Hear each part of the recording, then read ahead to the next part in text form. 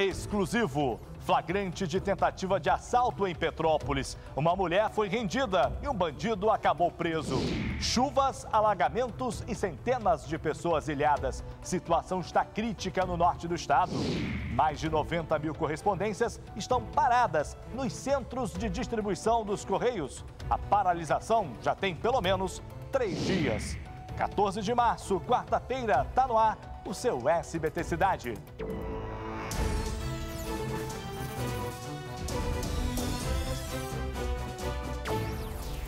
Olá, bem-vindo, bem-vinda. Vamos juntos até esbarrarmos no seu SBT Brasil, aqui, o único jornal vespertino com notícias de todo o interior e também da capital do Rio de Janeiro. Você não pode perder. E a gente começa essa edição falando da delação do marqueteiro do MDB, que pode complicar a vida de políticos do estado. O Renato Pereira trabalhou nas campanhas de Cabral, Eduardo Paes, Pedro Paulo e Pezão e confirmou que todos se beneficiaram de esquemas ilícitos. Quem conta pra gente é Fabiano Martinez. Acompanhe.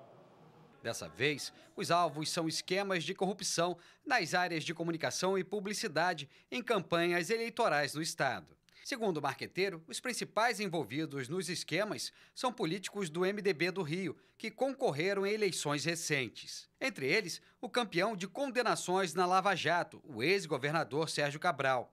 Pereira diz ter pago cerca de R$1,5 milhão em dinheiro vivo a 11 pessoas ligadas a Cabral. Sobrou também para o atual governador do estado. De acordo com o publicitário, durante a campanha de 2014, Pezão recebeu 5 milhões em Caixa 2 da Andrade Gutierrez. Eduardo Paes, o principal nome do PMDB para substituir Pezão, também foi citado. Renato Pereira contou aos procuradores do Ministério Público Federal que recebeu 5 parcelas de R$300 mil da Odebrecht, dinheiro que foi usado na campanha de Paes.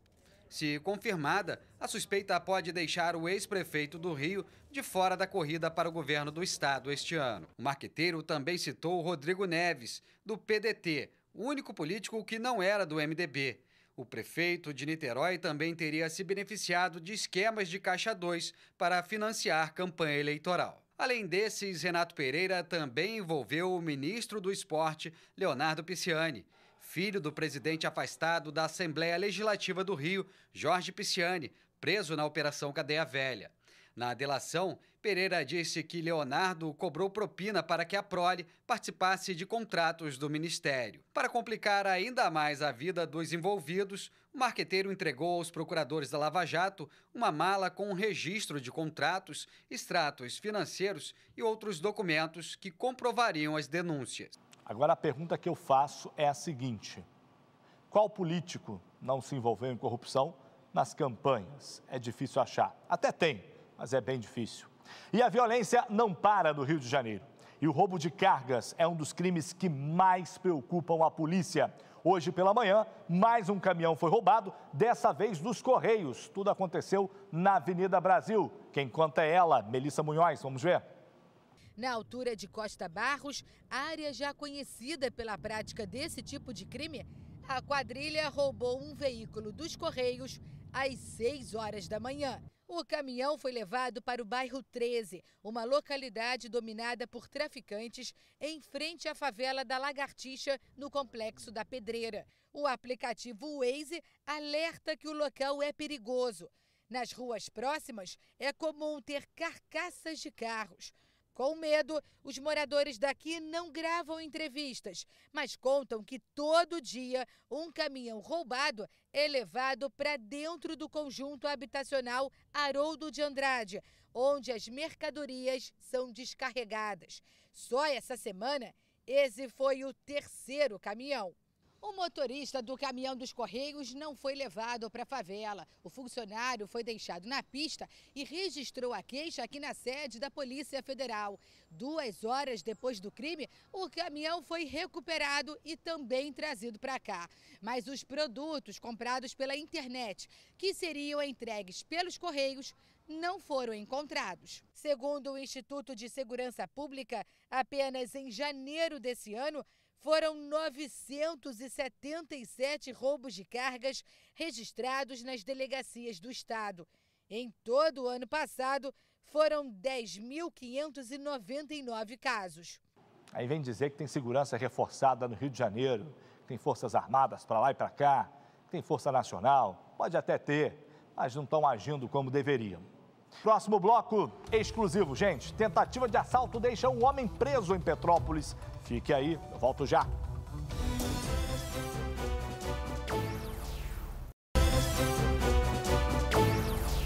Já voltamos do intervalo e olha só, preste atenção, você vai ver agora um flagrante exclusivo aqui no SBT. O nosso repórter Carlos Miranda chegou no centro de Petrópolis no momento de uma tentativa de assalto, quando uma mulher era rendida. A população conseguiu deter o bandido. Você vai ver essa história agora, pode rodar as imagens, são dele, Michel de Carvalho, e também do Carlos Miranda. O suspeito seria da Bahia e aqui estaria morando nas ruas de Petrópolis. Ele tentou assaltar esta mulher, mas a população reagiu. Um homem desse, covardia, fazer essa menina, um homem forte desse. É o governo. Vai trabalhar. O homem foi imobilizado por um popular e a polícia acionada. Vou fazer o quê? Errei, pô. O assalto foi aqui na Praça dos Expedicionários, bem no centro histórico de Petrópolis. Segundo populares, o homem faz parte de um grupo que dorme aqui na escadaria do Teatro Dom Pedro. Dormia ali, ó, na porta do teatro ali. Tinham outros também? Tem outros também que dormem ali. Falta policiamento? Muito. Não tem nenhum. Todo dia não tem nenhum. Ele tentou levar o celular e ainda agrediu a vítima, mas não estava armado. Roubou o celular dele, nós seguramos ele aí, pô. Meu celular, gente. Nós roubamos ele aí, seguramos ele aí. Estrutura. Ainda tentou me agredir ainda, o moço que não deixou, não vi nem quem foi. A polícia militar chegou. Ele foi algemado e preso.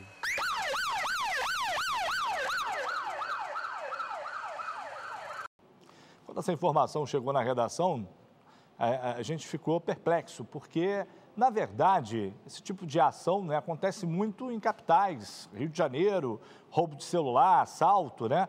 Agora, do centro de Petrópolis, isso aí dá uma dimensão da violência em todo o estado, não só na capital. É um absurdo isso. Parabéns ao Carlos aí, a equipe lá de Petrópolis, que tirou a câmera lá do carro e na hora foi fazer esse flagrante, é um registro da nossa realidade, né? E olha, um tiroteio perto de uma escola em Campos dos Goitacazes tirou dezenas de crianças da sala de aula nessa terça-feira. A escola suspendeu as aulas. Por isso, vamos até a redação lá no litoral conversar com a Bárbara Storck, que tem as informações sobre esse caso. Babi, como está a violência por lá no norte? E as aulas já foram normalizadas por aí? Oi, Salu, boa noite para todo mundo. Não, as aulas ainda não foram normalizadas, só devem retornar na próxima segunda-feira.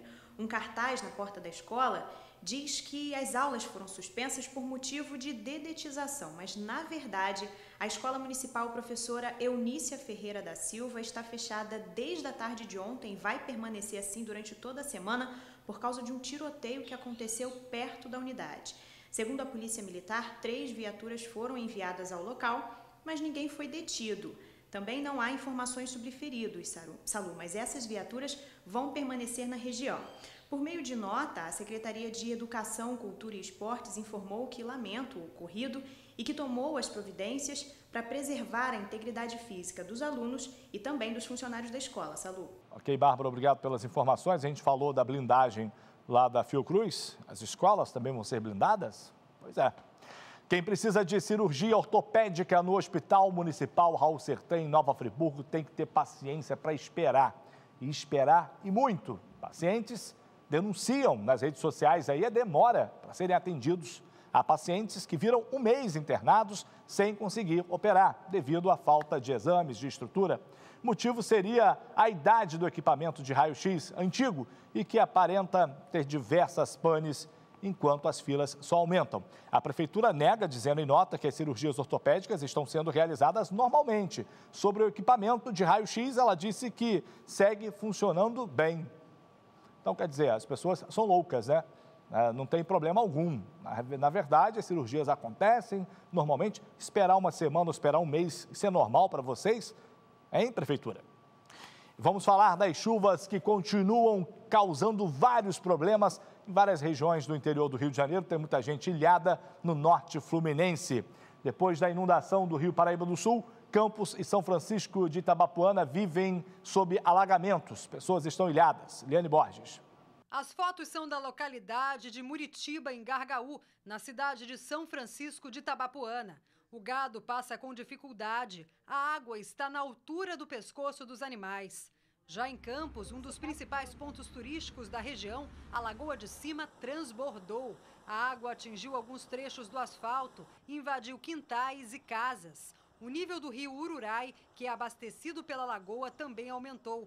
No Morro do Coco, região mais afetada pela chuva, 7 famílias desabrigadas permanecem numa escola. Em Conceição de Imbé, no mesmo município, deslizamentos de terra interditaram estradas. A Defesa Civil e o Corpo de Bombeiros trabalham para verificar se ainda há moradores em perigo ou ilhados. Veja só que situação crítica está passando o norte do estado, que sofreu com seca recentemente, né? E depois dos alagamentos, a água começa a baixar em algumas cidades, como a de Macaé. Mas a situação também é preocupante devido às infestações de mosquitos. Agentes do Centro de Controle de Zoonoses intensificaram as ações na cidade e orientam a população para evitar criadouros do Aedes aegypti. Veja na reportagem de Bárbara Storck. Olhando assim, parece uma grande lagoa, não é mesmo? Mas, na verdade, isso é um pasto e está na mesma situação que muitos pontos em Macaé. Desde a última quinta-feira, quando a cidade foi atingida por uma forte chuva, que locais da linha azul, linha verde, Ajuda de Baixo, Imburo, Malvinas e Nova Holanda estão embaixo d'água. Muitos animais que beiram a pista ainda seguem completamente ilhados. E todos esses alagamentos não prejudicaram somente os animais, não. Aqui no bairro Bosque Azul, todo o esgoto de um condomínio vaza exatamente aqui. Com a água da chuva, esse espaço se transformou num enorme criadouro de doenças. O cheiro está insuportável e a água nem dá sinal de escoar. O esgoto vaza assim, com essa força, noite e dia. Pelo visto vai ser bem difícil de escoar e também já está começando a dar bastante mosquito, rato, barata. Eu tenho que botar sempre ali veneno no meu comércio para ajudar. Com os alagamentos, sobra preocupação também com doenças como a dengue, zika e chikungunya. A quantidade de água parada está trazendo mosquitos de tudo quanto é lado. Muito mosquito mesmo. Aqui, quando chega de tarde aqui, aí tem que fechar. Fecha, ou ao contrário, a gente começa a colocar fogo, cata lixo, coloca fogo para ver se a gente tem condições de trabalhar um pouco. O Centro de Controle de Zoonoses de Macaé já intensificou as ações nos pontos mais críticos. Visitas domiciliares estão sendo realizadas para orientar a população. A aplicação de larvicidas e eliminação de criadouros também estão sendo feitas.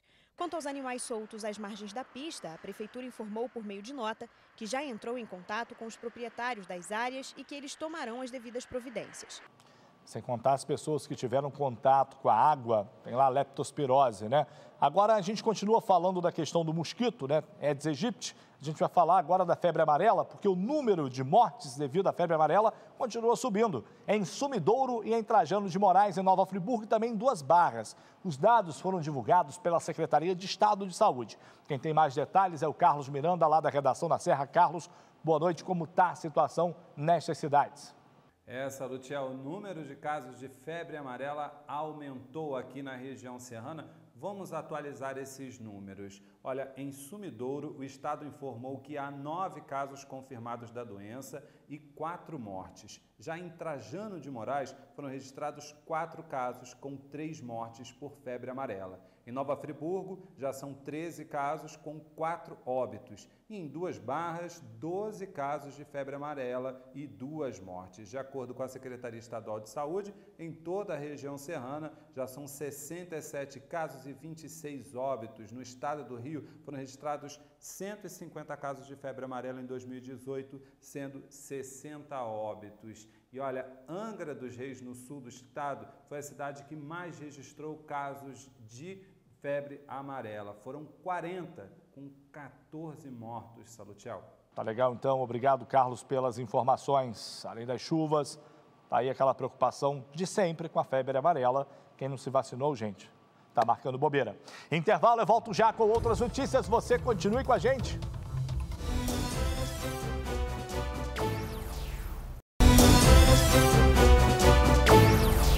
Vamos lá, vamos seguindo. Vamos falar agora de greve. Em apenas 3 dias, cerca de 90 mil correspondências já se acumulam nos centros de distribuição dos Correios. O serviço, que já estava precário, parou e pode ficar ainda pior. Lá em Petrópolis, a nossa equipe preparou uma reportagem. Acompanhe.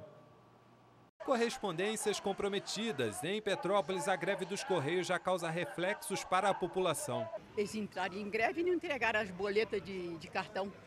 E a senhora está preocupada de pagar juros? Isso. Já venceu ontem. Pegar tudo pela internet. Tem que ser assim.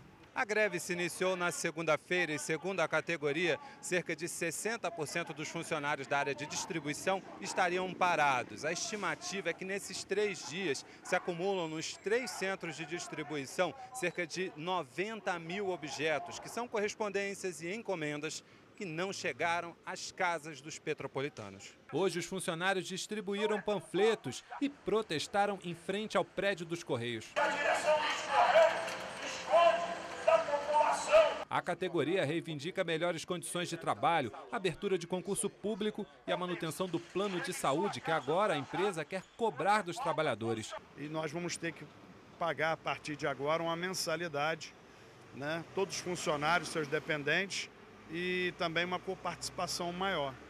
E isso com certeza vai atingir o salário dos funcionários. Hoje, 140 pessoas trabalham nos Correios de Petrópolis, mas segundo o sindicato da categoria, o número não é suficiente. Seriam necessários mais de 50 funcionários para atender bem a população da cidade. Isso é culpa da má administração dos Correios, que desde 2011 não faz um concurso público, e mesmo os que foram admitidos do concurso de 2011 correm o risco de serem demitidos. Em nota, os Correios informaram que enfrentam uma grave crise financeira, fruto da queda expressiva do volume de correspondências. Mas quem percorre as ruas se sente sobrecarregado e explica que o trajeto deles não é reduzido. As ruas continuam com o mesmo tamanho. Se eu começo numa rua, eu tenho que percorrer 300 metros para entregar uma casa, ou seja, de qualquer maneira eu tenho que percorrer aquela rua. Os Correios já nunca funcionam, né? Eu acho que para o cidadão que está em casa não faz diferença alguma, porque a gente não recebe correspondência, né? Só faz diferença para quem vai postar. Agora, para quem vai receber, já não estava recebendo há muito tempo. E chegou a hora de girar pelo estado. Vamos ver o que também é notícia em outras cidades. Gira. Mais de 300 quilos de carne vermelha, frango, linguiça e queijo, considerados impróprios ao consumo, foram apreendidos ontem. E um açougue na praia de Guaxindiba, em São Francisco de Tabapuana. Segundo a Defesa Agropecuária, os produtos estavam armazenados de forma inadequada e o estabelecimento não possuía alvará sanitário. A Polícia Ambiental resgatou 8 pássaros silvestres mantidos em cativeiro na cidade de São José de Ubá, noroeste do estado. As aves estavam em uma casa na RJ 198. O dono não tinha autorização para manter as aves em cativeiro. As aves foram levadas ao Parque Estadual do Desengano. Homem é detido com drogas próximo à Casa da Flor, um dos principais pontos turísticos de São Pedro da Aldeia, na região dos Lagos. O suspeito carregava 15 cápsulas de cocaína e 24 trouxinhas de maconha. Ele tentou esconder a droga em uma mata e fugir, mas acabou capturado. Homem é detido com arma e 13 radiotransmissores no bairro Jacaré, em Cabo Frio. O suspeito é apontado pela polícia como um integrante de uma facção criminosa na região. Tá legal, então, nosso giro de notícias. E agora vamos à última informação. Vamos saber como está a RJ 161, a estrada que liga a Via Dutra a Visconde de Mauá, no sul do estado. A situação por lá estava bem crítica com a interrupção lá da estrada. Quem tem os detalhes, mais uma vez, é o Carlos Miranda, lá da redação. Carlos, como estão os horários aí para passagens de veículos? Conte. Boa noite, Salutiel. Boa noite a todos. Os coletivos que saem de Resende rumo ao distrito de Mauá estão, sim, com horários especiais e, por isso, os usuários precisam ficar atentos. Olha, a linha saindo de Resende está disponível às 11 da manhã e às 7 da noite. Já no trajeto inverso, Mauá-Resende, ela está disponível às 6 da manhã e às 5 da tarde. Nesta terça-feira, a Defesa Civil começou a limpeza da RJ 161, que há uma semana é o único acesso até o distrito de Mauá, desde que a RJ 163 registrou mais de 130 quedas de barreiras após uma forte chuva que atingiu a região. E olha, essa limpeza, ela promove ali alguns bloqueios na região e por isso o motorista deve ficar atento. Esses bloqueios no trânsito acontecem de 8 às 11 da manhã e de 1 às 5 da tarde. Mas a Guarda Civil vai estar ali no local para orientar os motoristas. Salutiel. Ok, Carlos, obrigado pelas informações. A gente mostrou aqui nosso repórter, o Cid Marcos, né, esteve por lá. Realmente a estrada está completamente destruída. Vai ser difícil reconstruí-la plenamente. Acabou? Terminou nosso tempo? Que pena, terminou, mas a gente volta a se falar amanhã na sua quinta-feira. A você uma excelente noite. O Birajara, nosso editor, está liberando aqui embaixo nossos canais nas redes sociais. Participem, enviem suas denúncias. Vem aí o SBT Brasil. Tchau e até amanhã.